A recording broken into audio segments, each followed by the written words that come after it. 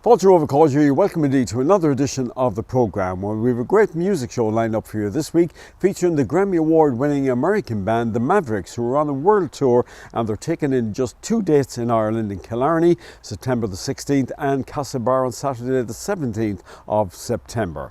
Now, we'll also have an interview with their lead singer, Raul Malo. But first, here they are, the band in concert. We got one more for you. You know what to do. 1, 2, 1, 2, 3, 4.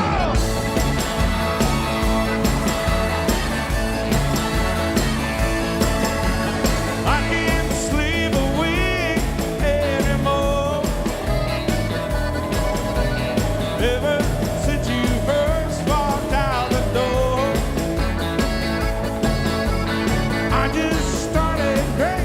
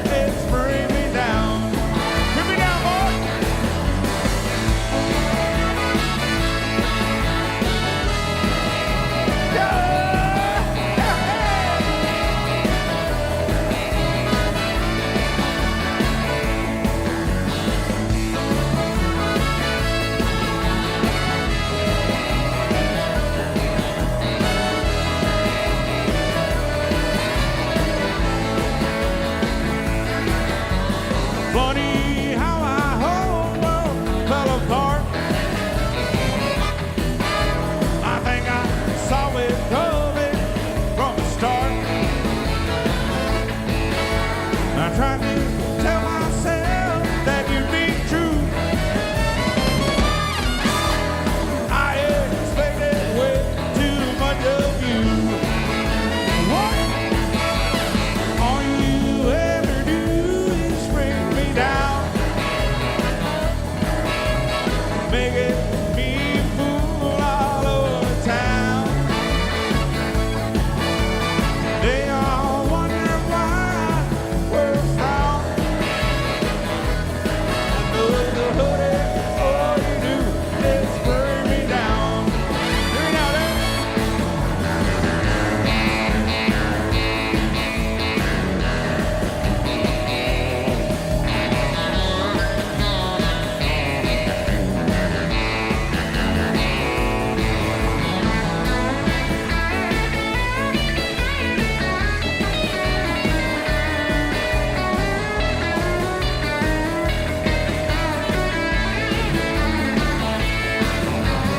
All you ever do is bring me down,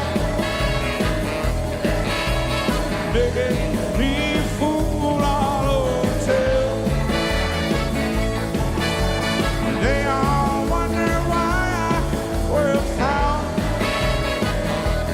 That's 'cause the hoodie, all you do is bring me down. Honey, all you ever do is bring me down. Honey, all you ever do is bring me down. Come on. 2, 3, 4.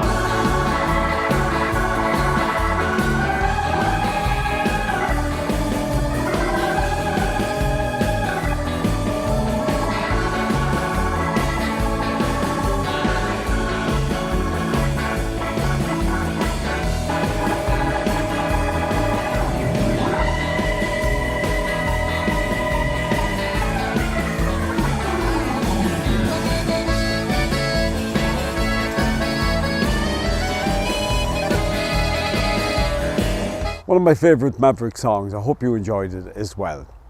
Well, TV presenter Katrina O'Sullivan caught up with Raul Malo, lead singer with the band, and first asked him about his upcoming visit to Ireland. We are finally getting over there, after gosh, it feels like it's so long, after the pandemic. It's hard to, like, we were talking about this the other day on the bus.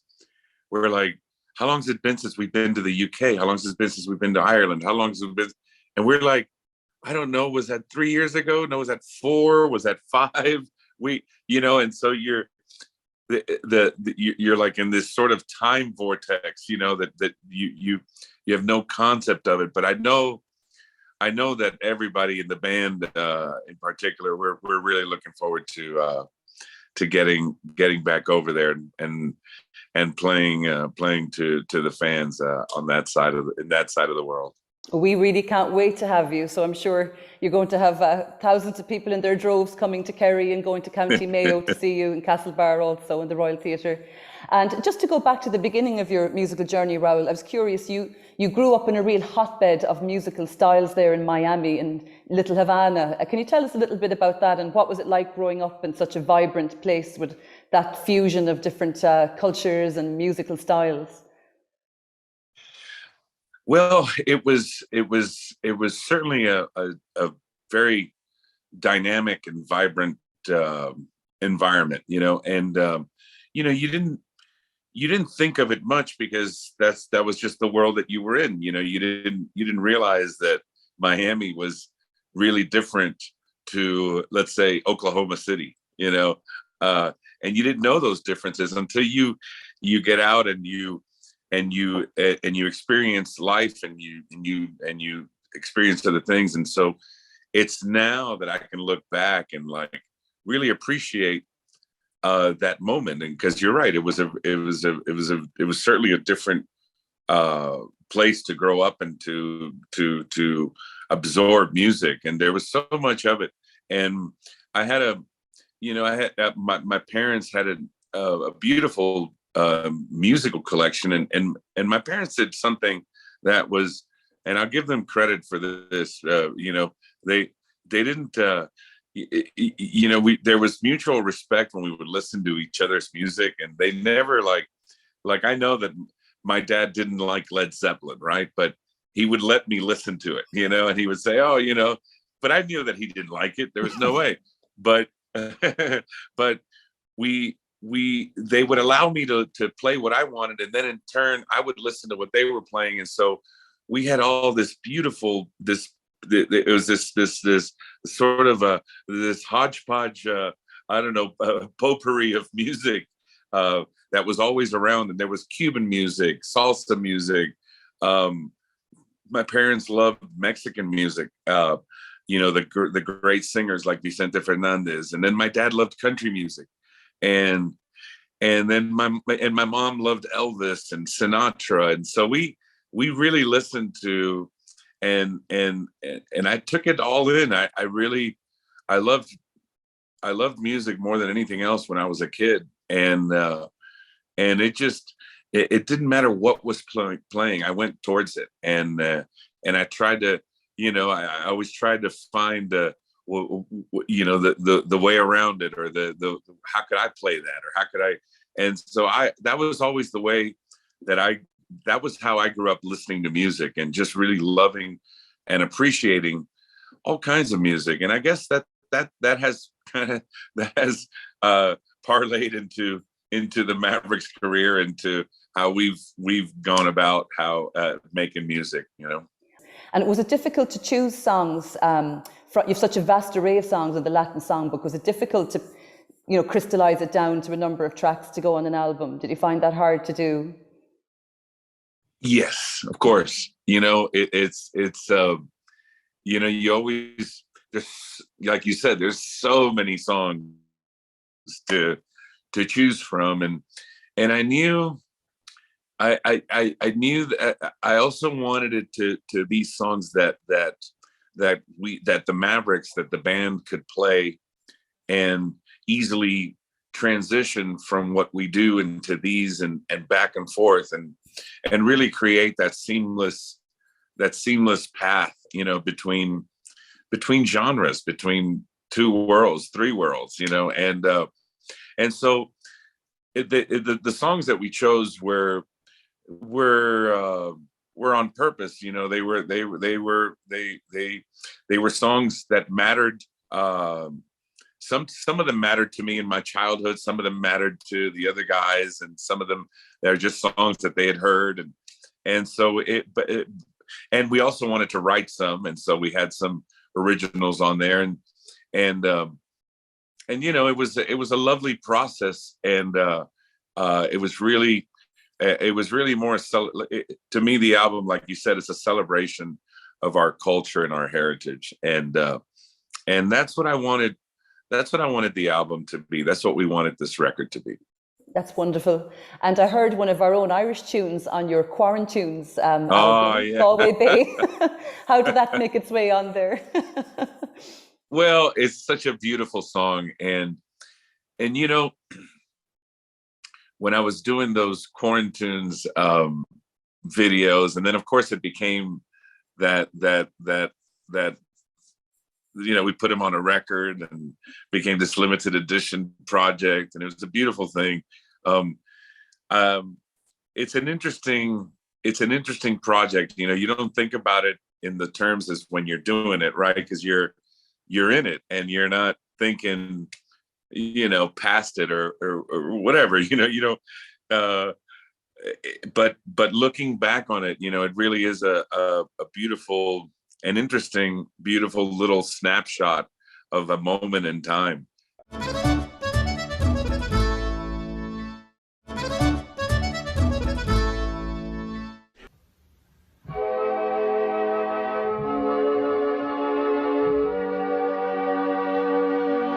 If you ever go across the sea to Ireland, then maybe at the closing of your day, you can sit and watch the moon rise over Clonard and see the sun go down on Galway Bay, just to hear again the ripple of the trout stream, the women in the meadow making hay, just to sit beside the turf fire in a cabin and watch the barefoot gossams as they play.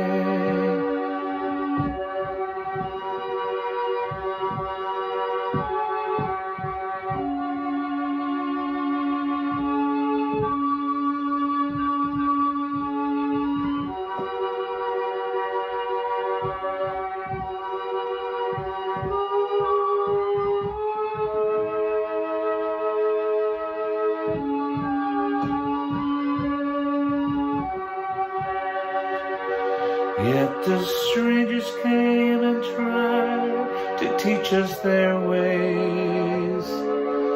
They scorned us just for being what we are, but they might as well go chasing after moonbeams, or light a penny candle from a star. And if there is gonna be a life hereafter, and somehow I am sure there's going to be, I will ask my God to let me make my heaven in that dear land across the Irish Sea.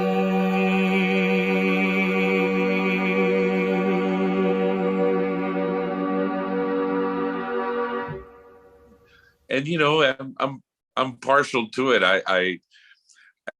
I'm not Irish. I didn't grow up there, but whenever I go there, I feel like I've been there. You know, like I've been there at some point in a past life or something, and it's just, and I don't know what it is. I don't know what that connection is, but I've always had it, and so to me, it was just natural to sing a song like Galway Bay on that, you know. That's beautiful, and I can totally identify with what you're saying there. As a musician myself, putting up songs and little videos, I think I would have gone crazy without that outlet, to put up your little videos and to interact with people, from your home. That's right. Because we couldn't get to do it in person. So I'm sure it meant the world to your fans, that you kept that going for them.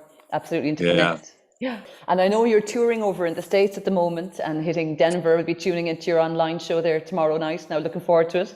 But what do you do on a personal level just to wind down? Because we're all up at this pitch when you're doing these big gigs. What do you do to wind yourself down and to fill your cup again when you come off stage, or if you have a day or two off on tour? What do you do to bring the energy levels back up, or do you just get high when you on the music again once you hit the stage? You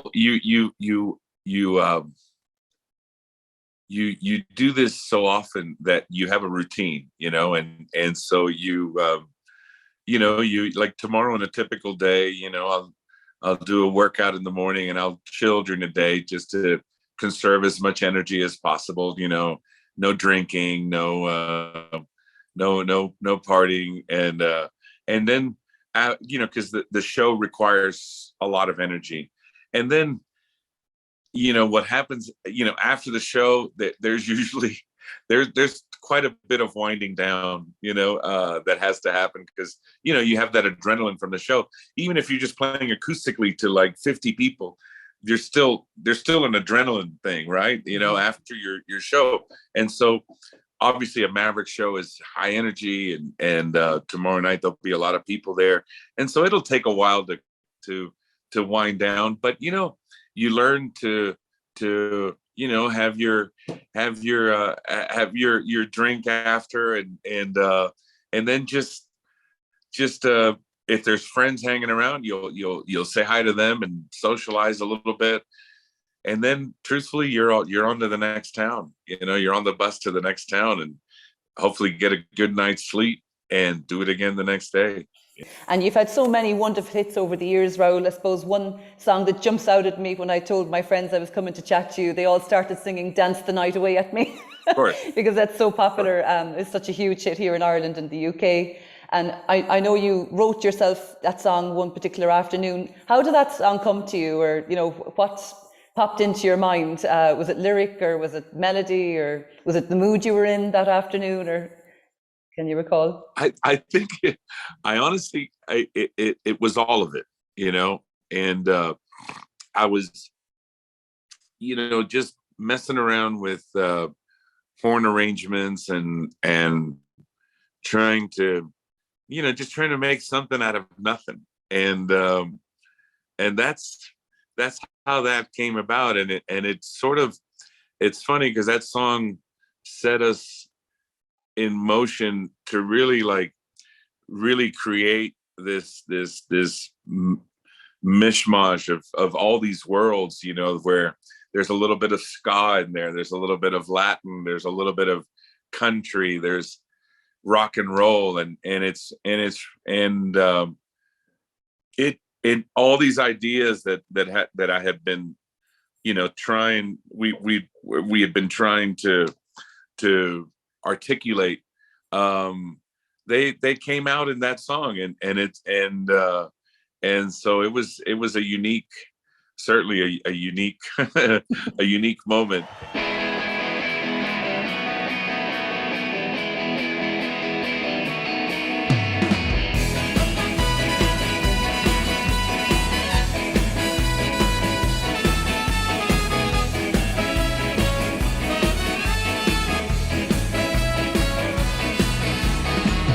Here comes